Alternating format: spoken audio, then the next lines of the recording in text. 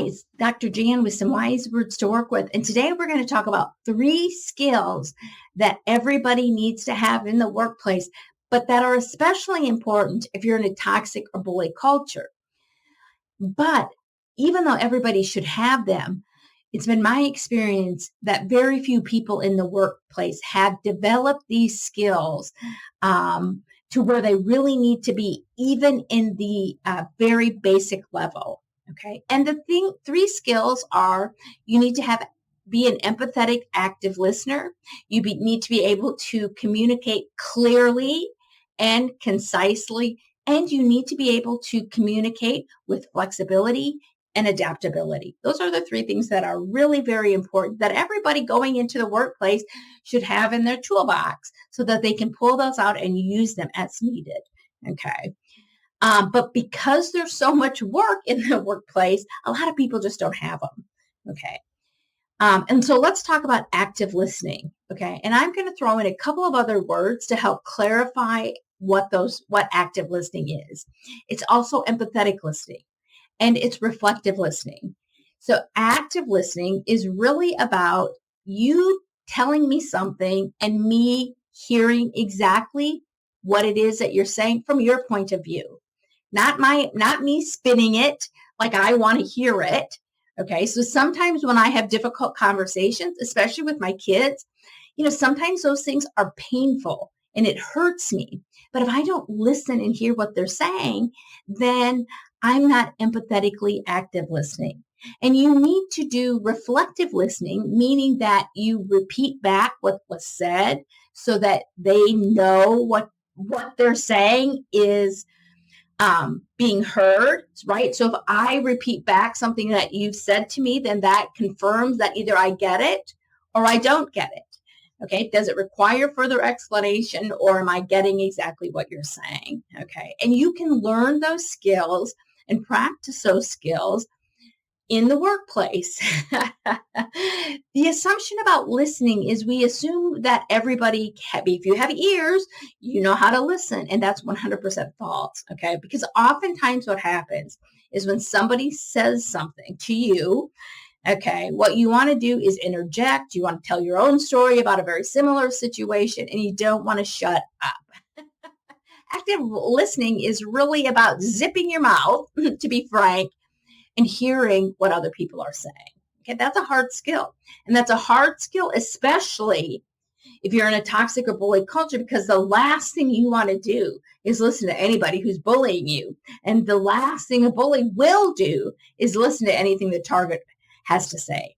Okay, but it's vital, especially if you're a supervisor or leader, because if you're not empathetically and reflectively and actively listening, you're missing out, because bullies give you clues that they're bullying, and you will feel and hear the pain in what a target is saying. And if you're not empathetically listening to them because you already believe they're a problem, then you're not doing your job as a supervisor or a leader. Okay. And the other thing is, when you actively hear what people are saying, it helps you be a better coworker. Okay. And that's what we want, is we want good coworkers. Okay. The other thing is you have to be able to communicate clearly, and I want to emphasize this, concisely. Okay. Because depending on what job you're in, you might be in a ridiculous amount of meetings every day. Okay. I'm personally am not a fan. I think less meetings will make us more productive and make us better organizations. But I digress into my own bias about meetings. But if you are in meetings, and we've all been in meetings where we have been with people who say the same thing over and over and over and over and over and over, and they go on and on and on and on and on and on and on, because they have not developed the skills to clearly and concisely say what they need to say. Okay. And that is an art form. But you know what? You can practice. First off, if you're going into a meeting, okay, you can write down 3 bullet points. Okay. Just like I started this today, I said we're going to talk about these 3 things. Okay. And so you can write down what you want to say, and then you can actually read from your notes if you need to. Okay. And you can ask other people, again, in a healthy and resilient work environment, people will give you feedback. And you can even say, I'm working on my communication skills clearly and trying to be clear and concise. Okay. But what happens in meetings, or even when we're trying to communicate with our supervisor or our colleagues, if we don't plan out what we want to say, like we bullet point things out, or we write things down, or we even think ahead about what we want to say, you might find that you're going on and on and on and on. And I promise you, what happens with your colleagues is resentment and irritation about the way you're communicating. But you can practice and develop strategies to become a better communicator clearly and concisely. And the other thing I'm going to say about clearly and concisely is do that same thing in email. Nobody, maybe there are, sometimes you have to send long emails, but the shorter and more concise your emails are, the better it's going to be. Okay. And you know that I'm not a huge fan of email as a means of communication, especially not a means to solve problems, but don't go on and on in your emails, and don't be repetitive. Okay. Clear, concise, active listening, reflective listening, empathetic listening. And finally, then you have to have adaptability and flexibility in how you communicate. Okay. So there are times when you have to communicate in a different way, depending on who you are. Okay.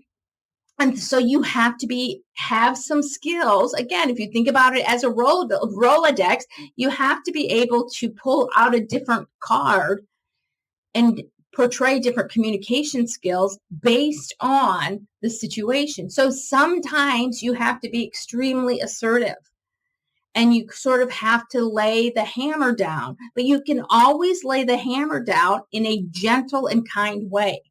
Never is it appropriate to be aggressive. Never is it appropriate to swear. Okay.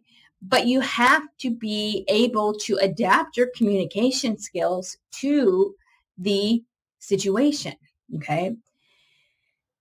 And so one of these, I think a good skill when it comes to adaptability is how you give feedback depending on who you are. Okay. So sometimes the person that you're giving that feedback to is different, and how they might respond might be different. And so you have to adapt your skills. So for example, you might be working with somebody who's been at your organization for a long time and has a good history of what has happened in the organization, and also has a good history of their job. Okay. So the feedback you give that person may not need to be as detailed oriented as somebody who is new. You might have to provide context in some situations and more details about what needs to be done and how the outcome, what you expect for the outcome. So your communication skills have to be flexible. Okay. But those things are really important when you're in a toxic and bully culture, especially being clear and concise.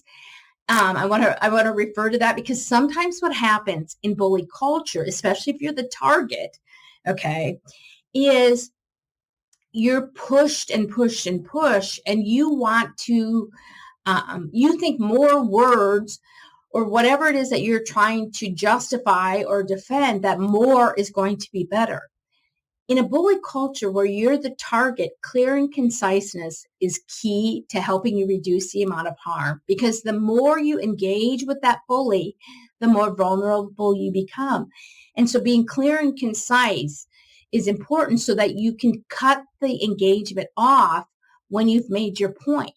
You don't need to keep going on and on, because sometimes when you go on and on, what happens is you increase your vulnerability and the bully bullies you more.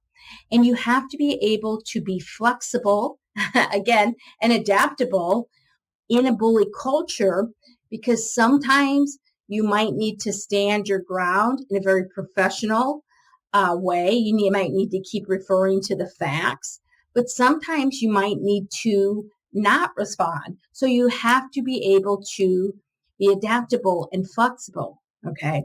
And the other thing too that's really important if you're in a toxic or bully culture is listening to the verbal cues, the nonverbal cues about what is happening. Okay. Because eventually, if you document and you figure out high risk times, not there is no pattern to workplace bullying, but sometimes if you, especially if you've been in bully culture or toxicity for a long time, you can hear the cues. And that's where then being a good active listener as a target of workplace bullying, you can pick up on those cues, which then can help you reduce the amount of harm. Okay. So for example, when you feel that bully's voice rising, okay, and their tone of voice is going up, and they start to swear, that's a sign to you that you might need to develop a plan to get out of that situation. Okay. It might not be a time where you want to engage.